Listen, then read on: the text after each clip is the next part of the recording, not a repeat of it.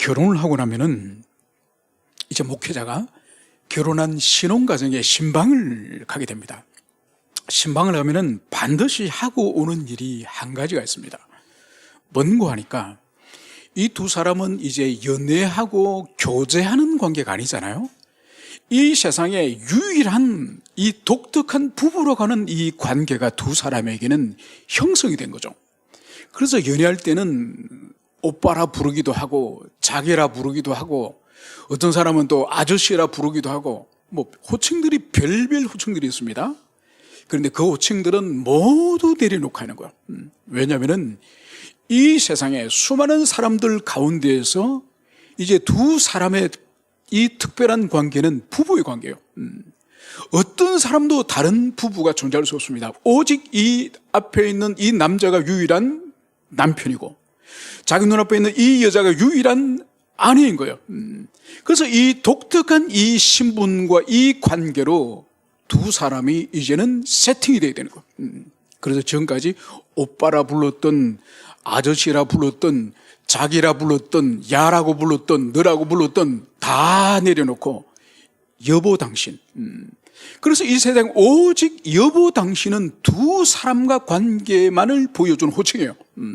그래서 아무나 보고 여보 당신 그렇게 부르면 안 됩니다. 그래서 이것을 청년 이제 결혼한 신혼부부를 신방하면서 제일 마지막은 이 호칭을 이제 잡아주는 거죠.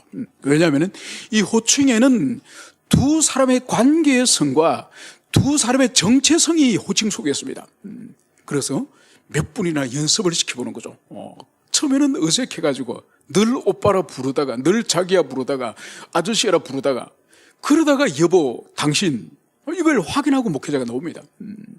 여러분 왜냐하면 이것을 교회가 가르쳐주고 잡아주고 교정을 하는 이것은 이 가정과 부부에 있어서 매우 중요한 거예요. 절대로 이것이 가벼운 문제가 아니라. 그래서 이런 호칭으로부터 서로의 관계가 이제는 부부의 관계라는 이것을 정립을 해야 되는 것입니다. 그래서 혹여나 여러분들이 이제 앞으로 자녀들이 시집장가 가서 여러분 집에 인사하러 왔는데 뭐 오빠야 뭐 아저씨 자기야 이러면은 딱 부모로서 그것을 명확하게 여러분들이 잡아주시기를 바랍니다. 여러분 우리는 지난 시간에 부부의 도리 가운데 먼저 이 아내 된 자들에게 하나님이 주시는 그 말씀을 우리가 먼저 살펴봤습니다. 그것이 바로 뭔가 하니까 남편에게 복종을 하되 주님께 하듯이 하라. 이 말씀이 바로 주님께서 아내 된 자들에게 주신 명령이에요. 여러분 그 시대는 이 2000년 전에는 당연히 아내가 남편에게 복종하는 것은 당연한 시대입니다. 이건 사실 말할 필요가 없는 거예요. 문제는 주님의 이 말씀의 초점은 주님을 대하듯이 복종하라. 여기에 초점이 있는 거예요. 여러분 그렇기 때문에 이것은 평생을 함께 밀착하여 살아가면서 부부가 서로의 허물과 연약함과 죄를 얼마나 잘 알고 있습니까? 그래서 다른 사람들은 모르고 다른 사람들은 자기 남편을 존경한다 그러고 정말 괜찮은 사람이 그러지만은 아내가 볼 때는 아니야. 여러분 그럼에도 불구하고 주님의 말씀은 주님을 대하듯이 온전히 복종하라. 이것이 주님이 주신 말씀이죠. 여러분 이것은 우리 자연인으로서는 거듭나지 않고 중생하지 않는 참된 교회가 아닌 사람으로서는 이것은 순종할 수 없는 불가능한 일이에요. 그래서 여러분 주를 경외함으로 피차 복종하라. 이 말씀의 연장선에 있다는 것을 말씀드렸죠, 그죠? 그래서 이 말씀은 교회되지 않는 자, 새로운 피조물이 되지 않는 자는 이 주의 말씀을 받을 수가 없어요. 받을 수가 없는 거예요.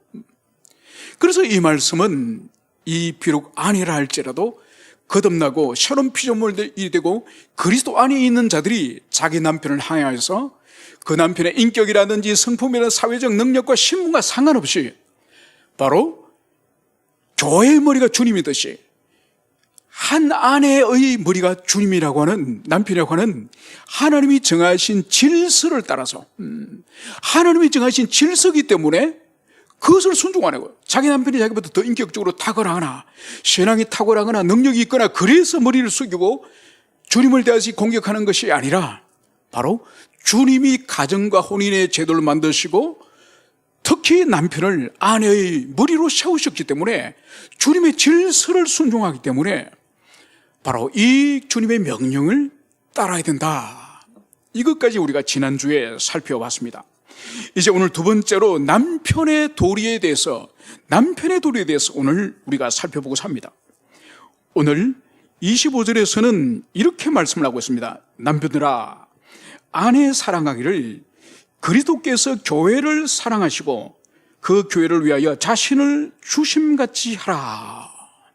여러분, 지난 시간에 우리가 아내의 이 도리, 명령, 그래서 남편이 어떠한 존재이든지 간에 그 남편을 향해서 주님을 대하듯이 복종하라, 이 말씀을 우리가 나누면서 혹시 이 집사님들, 여자 집사님들이라든지 자매들의 마음속에는 주님이 너무 가혹한 명령을 하신 게 아닌가, 우리 집 그 인간에게 주님을 대하듯이 하라고, 이건 너무 공평해, 불공평해, 이런 마음을 혹이나 여러분들이 가졌을지 모릅니다. 여러분, 오늘 남편에게 주신 말씀이 뭔가요? 아내 사랑하기를 그리스도께 교회를 사랑하는 것처럼 사랑하라. 여러분, 먼저 이분의 이 아내에 대한 이 도리와 남편에 대한 도리의 전제가 다 피차 복종하라는 거지 않습니까? 이 피차 복종하라의 이 말씀이 아내를 향해서는 남편에게 복종하라, 그리고 남편이 또한 아내에게 복종을 해야 되거든요. 피차 복종이라는 서로 복종이지 않습니까? 그래서 남편이 아내에게 복종하는 방식은 사랑을 하는 거예요. 여러분, 남편이 아내를 향해서 자신을 복종시키는 것은 사랑함으로써 이 복종을 드러내는 거예요. 여러분, 로마 시대 때는, 이 성경이 기록된 이 시대는 사랑이라고 하는 단어가 세 종류의 단어가 있었습니다. 지금 우리는 그냥 사랑한다고 이 한 단어밖에 없지만은 2000년 전 로마 시대 때는 이 헬라어에 이 사랑이라는 단어가 세 단어가 있는 거죠. 그래서 남녀의 이 정욕적인 사랑을 의미하는 에로스, 그래서 이것은 유욕적이고 정욕적인 그런 사랑을 말합니다. 그리고 두 번째로 자신의 혈육이라든지 아니면 자신의 어떤 친구라든지 지인이라든지 이런 친밀한 관계에 있는 사람을 사랑한다고 할 때 필레오, 이 필레오라는 이 단어를 사용합니다. 그리고 하나가 마지막에 남았는데 이것이 바로 뭔가 하니까 아가파오의 사랑이요. 이 아가파오는 자기 중심성을 내려놓고 바로 자기를 비워서 상대방을 위한 이타적인 사랑을 해요. 자기 희생적이고 자기를 내어주는 이타적인 사랑이 바로 아가파오 사랑이에요. 그래서 그리스도 예수께서 하나님이신 그분이 이 땅에 사람으로 태어나셔서 33년간 인간들이 살아가는 이 문명권 안에서 그분이 사람들과 같이 함께 섞여서 먹고 마시며 또 그들을 가르치시면서 제일 마지막에는 어떻게 하셨습니까? 고문을 당하시고 마지막에는 옷을 뻘거벗음을 당하시고 십자가에서 못 박히셔서 운명하시는, 죽으시는 그런 비참한 사형수의 모습으로 그분이 죽으셨습니다. 이것이 바로 주님이 자신의 생명과 모든 자존감과 명예와 영광을 다 내려놓고 죄인을 위해서 완전히 자신을 비워버린 이 희생적 사랑, 이것이 바로 아가파오 사랑이에요.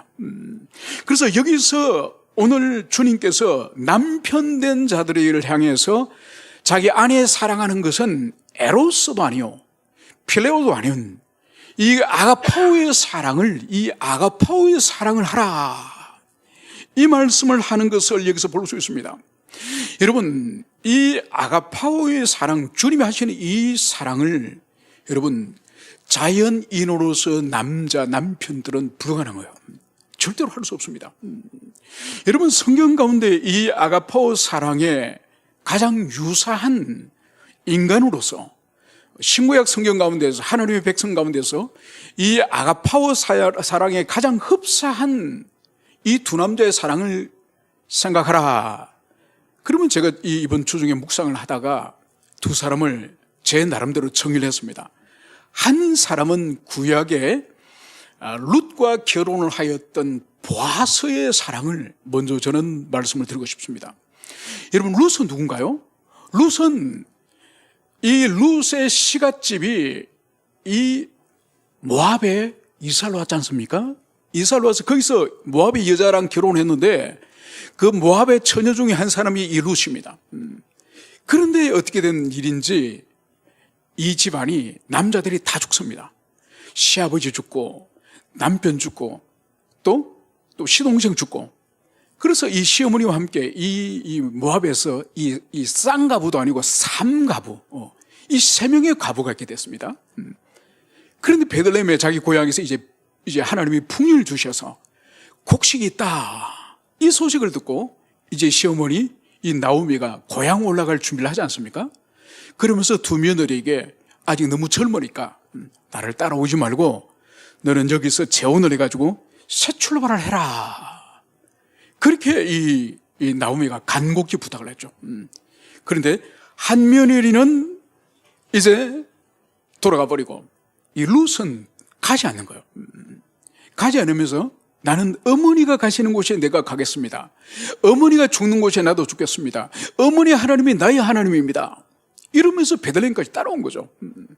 그런데 베들레헴에 따라오니까 먹고 살 길이 없지 않습니까? 그래서 마침 밀보리 추수하는 계절이어서 이 나오미에게 어머님, 제가 들판에 나가서 이삭을 주오겠습니다. 그래서 이 룻이 이삭을 주우러 나갔지 않습니까? 거기서 보아스라고 하는 이 친척을 만납니다. 이 남편의 친척. 이 남편의 친척을 만나서 돌아와서 어머니에게 말하니까 어머님이 그 사람이 우리 집안의 땅을 다시 사서 우리에게 돌려줄, 그리고 너가 자식이 없지 않니? 이제 너에게 자식을 낳아서 아들 낳아줄 바로 기업을 물을 자 고엘이 바로 그 보아스다. 너는 지금부터 내가 시키는 일을 해라. 오늘 밤에 목욕을 하고, 그리고 보아스가 지금 들판에 추수밭에 나가 있는데 아마 그 추수 낯가리에 잠을 자고 있을 거다. 그래서 오늘 밤에 목욕을 하고 보아스가 들판에 자고 혼자 자고 있을 때 몰래 그 잠자리 옆에 이불 속으로 들어가라. 여러분, 동침하라는 이야기지 않습니까?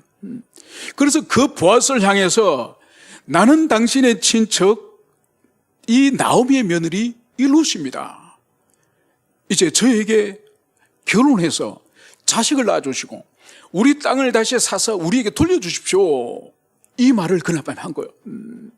여러분, 그러니까 이 여인은 보세요. 이방 땅에서 온 이방인 여인이죠. 그리고 남편도 없이 죽은 과부예요. 그리고 집안에 이 고향으로 돌아왔더니 땅 한 평도 없는 가난한 거지 같은 그런 삶이에요. 그런데 상대방 보아스는 어떤 사람입니까? 부자라니까요. 여러분, 완전히 하늘과 땅의 신분이지 않습니까? 그런데 이 여인이 목욕을 하고 자기 이불 속으로 들어온 거예요. 여러분, 보아스는 그날 밤에 이 여인을 조금도 몸에 손을 대지 않아. 절대로 이 여인이 지금 이방인 여인이라고 무시하거나 또 자신에게 결혼을 지금 간청하러 온 이것을 무시해서 갑질하지 않습니다. 그날 밤에 조용히 자기 발치에서 자도록 하고 어둠이 그치기 전에, 사람들이 다니기 전에 이 룻을 깨워서 빈손으로 돌려보내지 않고 보리자루를 한 자루를 메고 어머니 갖다 주게 하는 거예요. 여러분, 이 보아스라는 이 남자를 보세요. 이 룻을 향한 이 마음이, 이 여인이 상처를 받을까? 이 여인이 가져온 이 약점들, 과부이기도 하고 재산이 전혀 없는 가난한 사람이기도 하고, 여러분, 이걸 가지고 비인격적으로 다루거나 비인격적으로 그 여자를 그날 밤에 유린하거나 착취하거나, 여러분, 오히려 그 여자가 새벽에 사람들 눈에 띌까 봐 어둠 속에 깨워가지고, 그리고 보리를 또 한 푸대를 메고 가게 하고, 여러분, 보아스의 이 마음은 바로 우리 주님의 마음에 가장 유사한 마음이죠. 그 여인의 약점을 무기로 삼지 않고 유린하지 않고, 정말로 그 여인이 앞으로 내 아내가 될지 안 될지는 모르지만은 그 보아스는 하나님 앞에 사는 거야, 하나님 앞에. 그래서 그 여인을 정말로 상처받은 한 마리 비둘기가 이 나무에 깃들어 왔을 때에 사냥꾼이 그 상처받은 비둘기를 잡는 것이 아니라 그 비둘기를 치료하듯이, 이 보아스의 이 심령은 우리 주님의 마음에 너무너무 유사한 거죠. 여러분 신약에 보면은 우리가 알다시피 이 마태복음에 보면은 마리아, 어머니 마리아가 어느 날 천사가 찾아와서 임신을 할 거라고, 지극히 높으신 분의 아들을 가질 것이라고 그렇게 천사가 수태고지를 하지 않습니까? 그러고 나서 아마 이 마리아는 이제 입덧도 하였고 신체적인 변화가 분명히 왔을 겁니다. 이걸 어느 날 이 요셉이 눈치를 챈 거예요. 여러분 눈치채기 전에도 이 마리아는 얼마나 두려웠겠습니까? 그죠? 신체적인 변화도 오고 입덧도 하면서 혹여나 요셉이 알게 될까 봐. 그래서 간을 졸이면서 한 날 한 날 살아가는 이 마리아의 이 신체적 변화를 요셉이 알은 거예요. 여러분 성경은 요셉의 이 행동을 어떻게 기술하고 있습니까? 요셉이 이것을 알자 가만히 끊고자 하니라. 여러분 이 마리아의 약점을 가지고 그것을 가지고 폭력을 행사하거나 당신 나와 함께 약혼해라는 거 도대체 어떤 놈이나 붙어먹어서 그놈이 누구야? 여러분 그렇게 말하지 않아요. 조용히 자신이 전혀 그 사실을 모르는 척하면서 조용히 끊고자 하여서 마리아에게 상처도 주지 않고 마리아가 자기를 떠나서 새로운 출발을 할 수 있도록 정말 인격적으로 이 마리아를 이 요셉이 대하는 거죠. 여러분 그래서 이 성경에 나오는 이 아가파오의 사랑, 자기 자존심을 내려놓고 상대방의 마음을 살피는 이 마음은 이 구약의 보아스나 이 신약의 이 요셉에게서 이런 모습을 부분적으로 발견을 할 수 있습니다. 여러분 그래서 사랑의 본질이 뭔지 아십니까? 우리가 누구를 사랑한다고 말할 때 그 사랑의 본질은 바로 그 대상을 기뻐하며, 첫째는 기뻐하며, 두 번째로는 그 대상을 소중히 여김. 여러분 이것이 사랑한다고 할 때 그 사랑의 진정성을 증명하는 것이 바로 이 두 가지예요.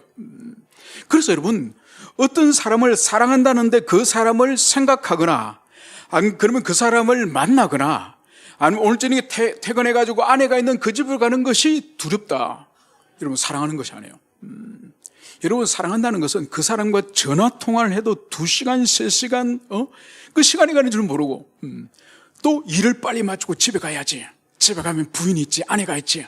막 가슴이 두근거린다든지 여러분 그 대상자들에 대해서 첫째는 기뻐해야 돼요. 그 사람은 두려워하거나 불편해서는 안 돼요. 기뻐해야 돼요. 두 번째로는 그렇기 때문에 그 사랑의 대상자를 소중히 여겨요. 소중히.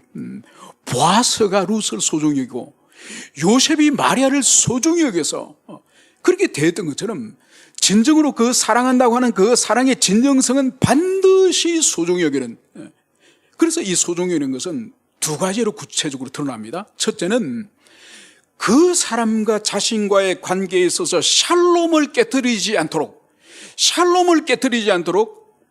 첫째는 소극적으로 그 사람이 해를 끼치지 않는 거, 상처를 주지 않는 거, 그 사람의 아픔을 주지 않는 거. 여러분 이것을 잘해야 돼요.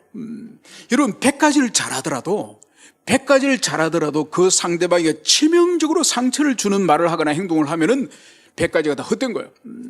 그래서 상대방을 정말로 소중히 여긴다고 한다면은 그 상대방에게 상처를 내가 주지 않고 그 사람과 내 사이의 평강을 깨뜨리지 않는 여기에 헌신해야 되는 거예요. 여러분 그래서 그리스도인들은요 부부싸움을 멱살쥐고 막 그릇 집어 던지는 사람들 없습니다. 다 어떻게 하죠? 거의 99%가 말로 합니다. 말로.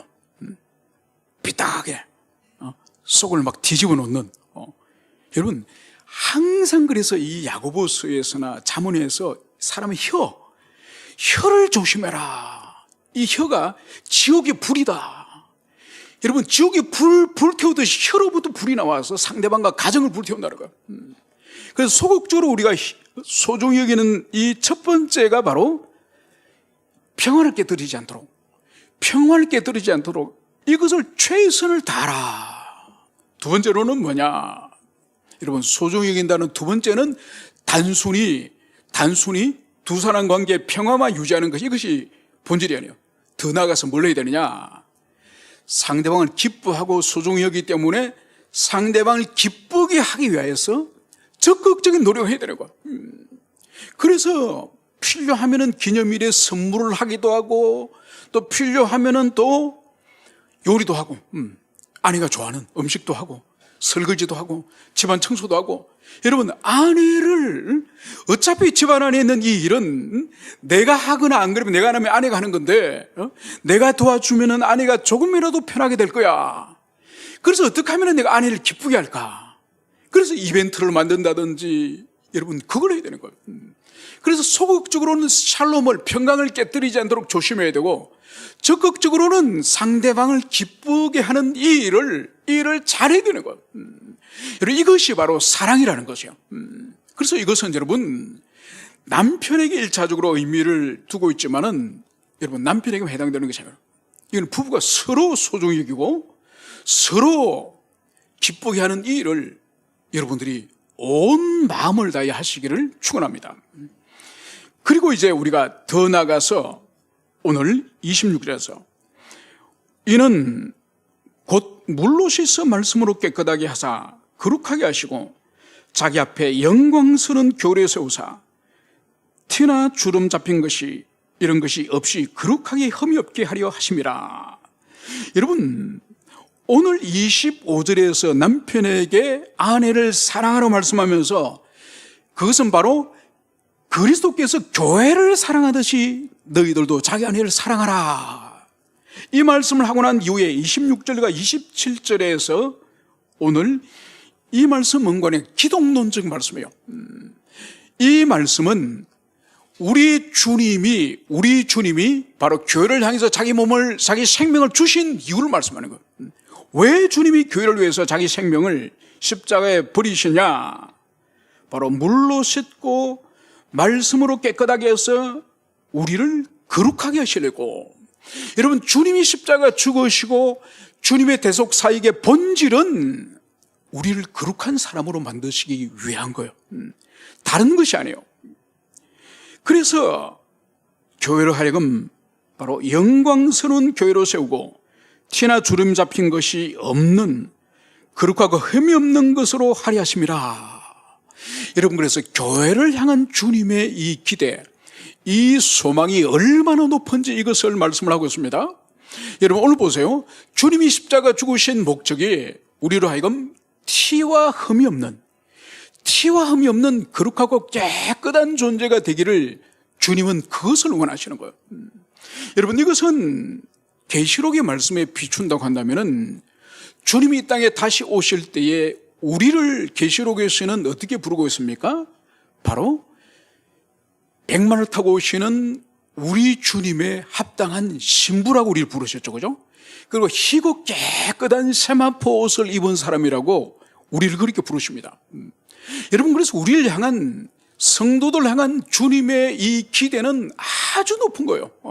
그냥 주일날 다른 사람들은 놀러 가고 골프 치러 가고, 그런데 우리는 차 타고 교회로 오고, 여러분, 이 정도 수준이 아니에요. 오늘 주님 말씀하시는 것은 티와 흠이 없는 거룩한 삶을 살기를 주님은 바라신다. 이것을 말씀하고 있다는 것을, 이것을 여러분들이 가슴 깊이 새기시길 축원합니다. 그러면서 보십시오. 이제 28절, 이와 같이 남편들도 자기 아내 사랑하기를 자기 자신과 같이 할지니 자기 아내를 사랑하는 자는 자기를 사랑하는 것이라. 여러분, 이제 주님께서는 남편에게 이제 사랑을 이제 명령하시면서 자기 자신같이 살아가는 거예요. 여러분, 이 세상에 우리 자신을 가장 사랑하는 사람이 누굴까요? 아내일까요? 아니면 자식들이 우리 부모들 우리를 사랑할까요? 물론 사랑하죠. 여러분, 그보다 더 가장 많이 우리 자신을 사랑하는 것은 우리 자신이에요. 여러분, 그래서 결정적인 상황이 되면은 우리 인간은 얼마나 이기적인 존재인지 본능 속에서 그것이 드러나는 거죠. 여러분, 그것이 이 범죄학자라든지 심리학자들은 특별히 인간이 극도의 안전의 문제에 직면할 때 그것이 드러나는데, 바로 운전할 때 정면에서 이렇게 차가 달려오지 않습니까? 그러면 정면 충돌하지 않습니까? 그러면 죽는 거죠. 그때 이 운전기사가 어떻게 하니까 딱 핸들을 보통 왼쪽으로 확 꺾어버려요. 그리고 그 차를 안 부딪히려고 확 꺾으면은 옆에 아내가 타고 있든지 딸이 타고 있든지 아들이 타고 있든지 확 꺾으면은 대부분 교통사고 어떤 결과가 나는 거 하니까 오른쪽에 앉아있는 조수석에 앉아있는 아내나 아들이나 딸은 즉사요. 자기는 보통 중상이에요. 중상. 여러분 인간이 보세요. 극도의 그런 공포와 이 위험에 딱 충돌하면은 자기 생명을 먼저 보호하는 거야. 평소 그렇게 사랑한다고 아내에게 말하고 자식에게 사랑한다 말하던 인간이 딱 자기 보호 본능이 발동해가지고 딱 왼쪽으로 핸들을 꺾어 버리는 거. 여러분 그래서 마지막 순간까지 인간은 자기 편이에요. 마지막 순간까지. 그러한 자기 사랑과 자기 보호 본능이 있는 것을 주님이 아시기 때문에 오늘 주님께서 이제 두 번째로 사랑의 명령을 하시면서 어떻게 하라고요? 자기 자신같이 사랑하라. 여러분 자기 배우자 아내를 마치 마지막 순간에 자기 생명을 자기가 보호하듯이 자기 배우자를, 자기 아내를 자신을 사랑같이 사랑하라. 이 말씀을 하면서 이제 이 말미에 이 자기 아내를 사랑하는 것이 어떤 의미가 있다고요? 자기 아내를 사랑하는 자는 자기를 사랑하는 것이라. 여러분 자기 아내를 사랑하는 것은 곧 자기 자신을 사랑하는 겁니다. 여러분 주님께서는 이 아내 된 여자를 하나님이 지으실 때에 외부의 다른 어떤 물질을 사용해서 만드신 것이 아니라 남편 된 이 남자의 갈비뼈, 이 몸의 일부를 뽑아내가 주님께서 만드셨지 않습니까? 그래서 원래 이 여자는 이 남자의 일부분이에요. 그래서 결혼을 한다고 하는 의미는 결혼해서 이 부모를 떠나서 두 사람이 한 몸을 이룬다는 것은 분리되었던 이 남녀가 원래의 하나로 다시 돌아가는 것이 바로 이 부부의 연합과 결합의 의미예요. 그래서 오늘 주님께서는 이제 아내를 사랑하는 자는 자기를 사랑하는 것이다. 이 말씀을 여기서 하고 있는 거죠. 여러분 이것은 어떻게 증명되느냐? 여러분 부부 싸움을 많이 하는 가정들 있지 않습니까? 그래서 어떤 사람들은 부부 싸움을 자랑하는 사람도 있습니다. 아주 어리석게 어떻게 자랑하느냐? 네, 오늘 아침에 우리 집사는 완전히 박살을 했어. 안 그러면 여자들은 자기 동창회 나가서 야 어제 저녁에 우리 그 인간이 있지? 그 인간 완전히 묵사발로 만들었어. 여러분 마치 자신이 싸워서 남편을 이기고 아내를 이긴 것이 마치 큰 훈장을 받은 것처럼 그렇게 말하는 사람이 있는데 여러분 그것은 매우 어리석은 사람이에요. 여러분 사람들 가운데서 아주 그러니까 폭력성 가운데 아주 나쁜 폭력성 가운데 하나가 뭐가 있는 거냐? 자해하는 사람들이 있습니다. 그러니까 다른 사람을 때리는 것도 나쁘지만은 자기 자신이 칼을 가지고 자기 몸을 자해하는 사람들 가끔 있거든요. 아주 무섭고 위험한 사람들이에요. 왜냐하면 그런 사람들은 보통 자살하는 사람들이 그런 자해를 계속적으로 하다가 보통 죽는 사람들이 많아요. 처음에 약을 먹거나 처음에 면도칼로 껐는데 바로 죽는 사람들은 드물어요. 수십 번을 시도하다가 보통 사람들이 죽거든요.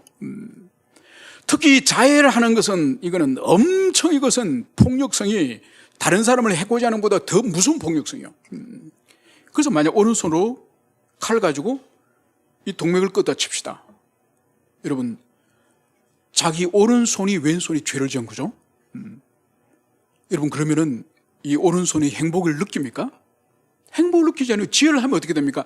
몸 전체의 생명을 잃고 전체가 사명에 이르는 거예요. 여러분 아내와 남편은 한 몸이에요. 한 몸. 만약 아내를 싸워서 이겨서 어떤 이 승리감에 도취된다든지 그리고 이 남편을 말로서 죽사발을 만들어가지고 이 남편을 자기 앞에 꼼짝을 못하는 생쥐 모양으로 만들었다든지 여러분 그래서 만약 쾌락을 느낀다든지 즐거움을 느낀다면 그 사람은 사이코패스예요. 오늘 분명히 주님이 말씀하십니다. 아내를 사랑하는 것은 자기를 사랑하는 것이다. 왜? 둘이 한 몸이니까. 둘이 한 몸인데 사랑하는 것은 당연한 일이고 사랑할 때 행복과 기쁨을 누리는 것은 당연한 일이고 만약 자기 몸의 일부를 다른 몸이 학대하고 다른 몸이 폭력을 가고 다른 몸이 해코지를 해서 자해를 하면은 온 온몸이 상처를 입거나 온몸이 생명을 잃는 것이 당연한 것처럼 자기 배우자에게 상처를 주고 자기 배우자를 학대하고 자기 배우자에게 폭력을 행사하는 이 일은 반드시 자기에게 아픔과 자기의 상처로 당연히 다가오는 거예요. 만약 이것을 느끼지 못하고 배우자를 폭력을 행사하고 인격적으로 모독을 하고 인격적으로 어떤 압박을 하는데도 내가 개선장군처럼 내가 어떤 쾌락을 느끼고 내가 기분이 좋다면 그 인간 사코패스예요. 이미 그 사람은 부부가 연합이 안 될 뿐만 아니라 이미 그리스도와 연합이 안 되는 인간이에요. 여러분, 그래서 이 문제는 아주 심각하게 생각해야 되는 거예요. 부부 싸움 할 수 있습니다. 그래서 바울 사도도 그러지 않습니까? 싸웠으면 그날 해지기 전에 화해하라. 밤을 넘기지 말라. 우리 인간의 연약함을 주님께서 아시기 때문에 싸울 수 있다는 것을 전제로 하는 거예요. 대신 그 도끼를 품고 분노를 품고 그날 밤을 지내지 말라. 분명히 주님은 우리의 연약함을 아시기 때문에 그렇게 권면하시는 거죠. 그렇기 때문에 오늘 주님께서는 아내를 사랑하고 남편을 사랑하는 것은 곧 자신을 사랑하는 것이다. 이것을 여러분들이 가슴에 새기시길 바랍니다. 여러분, 그래서 이것은 1차적으로 지금 오늘 남편을 향해 주시는 말씀의 문맥에서 주어진 거지만은 이거는 동일하게 아내에게도 동일하게 적용되는 거예요. 그래서 아내도 남편을 사랑하는 것은 곧 자기를 사랑하는 일이요. 남편이 아내를 위하고 아내를 사랑하는 것은 곧 자기를 사랑하는 서로 간에 하나님의 복을 누리는 이것을 여러분들이 가슴 깊이 새기시길 바랍니다. 그래서 여러분들이 싸울 수 있습니다. 다툴 수 있습니다. 그러나 이 영적인 원리, 주님이 말씀하신 이 원리를 따라서 여러분들이 다투시고 화해하시고 그리고 회복되시는 여러분 되시기를 축원드립니다. 그러면서 이제 32절에서는 이렇게 말씀하겠습니다. 이 비밀이 크도다. 나는 그리스도와 교회에 대하여 말하였노라. 여러분, 이 비밀이라고 하는 것은 이것은 바로 교회의 머리가 우리 주님이듯이 가정의 아내의 머리가 우리 사랑하는 남편, 이 남편인 이 관계. 그래서 이 지상의 부부의 이 관계는 눈에 보이지 않는 주님과 교회의 관계다. 이것을 오늘 바로 이 비밀이 크도다. 그러면서 나는 그리스도와 교회에 대하여 말하노라. 여러분, 그래서 이 지상의 가정을 가진 모든 남편과 아내에 된 형제 자매들은 우리들의 영원한 우리의 신랑은 누구신가요? 그리스도 주님이시죠. 그렇기 때문에 이 땅에서 우리가 가정을 이루고 혼인을 하고 결혼 생활을 하면서 모든 성도는 자신이 남자이든 여자이든 아내든 남편이든 우리는 개별적으로 그리스도를 경험하는 거예요. 개별적으로 우리는 그리스도를 경험하는 거예요. 어떻게 경험하느냐? 자신의 배우자를 통해서 경험하는 거예요. 여러분, 이것이 무슨 의미가 아닐까? 가끔씩 가다가 부부 싸움을 좀 자주 하는 그런 가정들이 있습니다. 그런 가정들 가운데서 보통 이렇게 신앙이 이렇게 좀 차이가 나는 가정들이 대부분 많아요. 비슷한 가정들 별로 안 싸워요. 이 수준이 좀 차이가 나고 인격의 차이 나고 이런 가정들이 차이가 나는데 그중에 주로 남성들보다 여성들이 신앙생활을 열심히 하고 신앙이 좋은 경우들이 많아요. 그럼 그 여성분, 여집사님들 개별적으로 신방을 하면서 만나면은 정말 말씀도 많이 알고 기도도 열심히 하고 정말 헌신적이에요. 근데 그러면서 남편과 다툼의 문제를 끄집어내면은 그분이 하시는 말씀이 항상 이런 말을 먼저 합니다. 목사님, 주님과 관계는 아무 문제 없어요. 저는 주님과 관계는 아무 문제 없지만은 남편하고는 대화가 안 통해요. 말이 신앙적인 대화가 안 돼요. 여러분, 이것은 부분적으로는 맞을 수 있지만은 그러나 참된 그런 진술은 아니에요. 오늘 바울 사도가 보세요. 이 남편과 아내의 문제를 쭉 진술하고 그리고 교회와 주님의 관계를 쭉 진술하면서 이 비밀이 크도다. 나는 그리스도와 교회에 대하여 말하였도다. 그래서 여러분, 이 지상의 모든 남편과 아내는 자기 자신과 주님 관계를 현재적으로 경험을 하니 어떻게 하느냐? 배우자를 통해서 경험하는 거예요. 그래서 자신이 눈에 보이지 않지만 주님의 관계는 좋다고 말하면서 자기 아내나 자기 남편과 관계가 지금 파경에 이를 지경에 있다고 하는 이거는 주님 관계가 좋은 것이 아니에요. 그래, 자신과 주님의 관계는 정확하게 자신의 배우자를 통해서 정확히 드러나는 거예요. 그래서 입으로 나는 주님과 관계가 좋아요, 나는 주님 관계는 좋지만 내 남편과는 안 좋아요, 여러분, 이거는 불가능하다는, 명제 자체가 성립할 수 없다. 오늘 주님 말씀하지 않습니까? 내가 지금 그리스도와 교회에 대해서만 한다. 지금 계속적으로 남편과 아내 이야기를 하시면서 그리스도 교회에 대해서 말씀한다는 거예요. 그래서 내 자신과 지금 내 배우자의 관계는 나와 예수님과 관계를 정확히 드러내는 거예요. 그래서 절대로 내가 주님과 관계와 내가 내 배우자의 관계는 일치하는 것이지 별개로 논다는 거, 이건 거짓말이에요. 그래서 이제 마지막 결론을 내리도록 하겠습니다. 그러나 너희도 각각 자기의 아내 사랑하기를 자신같이 하고 아내도 자기 남편을 존경하라. 이제 이 부부의 도리에 대한 대단원의 막은 오늘 남편 된 자들에게 이제 아내 사랑하기를, 자기 부인 사랑하기를 자기 자신같이 그렇게 사랑하고, 또 아내 된 자들도 남편을 존경하라. 우리 성경에 존경하라고 번역되어 있지만 이전앞 성경은 개역 버전에서는 공경하라. 여기는 같은 단어로서 이것은 경외하라 이런 의미예요. 여러분, 이것이 바로 부부관계의 부부의 도리의 결론이에요. 그래서 이 아내 된 자는 남편에게 주님을 섬기듯이, 주님께 복종하듯이 복종을 하고, 그리고 남편 된 자는 아내를 사랑하되 어떻게 해요? 주님이 자신의 생명을 버려서 교회를 위하여 죽듯이 바로 자기 생명 버리는 그 사랑을 아내에게 하라. 바로 이것이 서로 간에 상호 간에 피차 복종한다는 의미라는 것을, 이것을 여러분들이 가슴에 깊이 새기길 바랍니다. 그리고 이것은 절대로 여러분들이 자연인 상태로서는 이 순종을 할 수 없습니다. 피차 복종을 할 수 없습니다. 어떻게 하느냐? 여러분들이 그리스도 안에 있어서 여러분들이 새로운 피조물이 되어서 성령께서 여러분 안에서 도우시고 성령의 은총과 은혜를 통해서 여러분들이 그것을 순종할 수 있는 힘이 있다는 것을 여러분들이 마음에 새기시면서, 여러분 순종이 되지 않고 순종하고자 하는 마음이 일어나지 않을 때는 어떻게 되느냐? 기도해야 됩니다.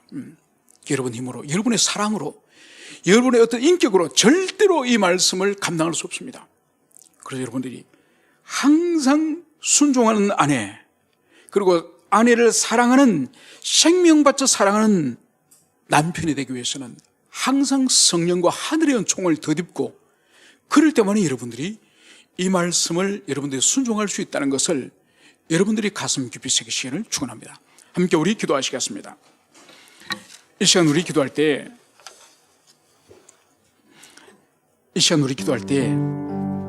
오늘 바울 사도가 남편 된 자에게 오늘 말씀을 주셨습니다.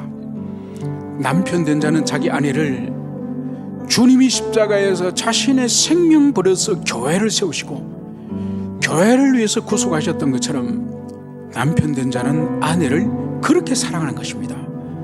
이것은 우리 자연인으로서, 우리 개인의 또 경건의 능력으로서 결코 사랑할 수 없습니다.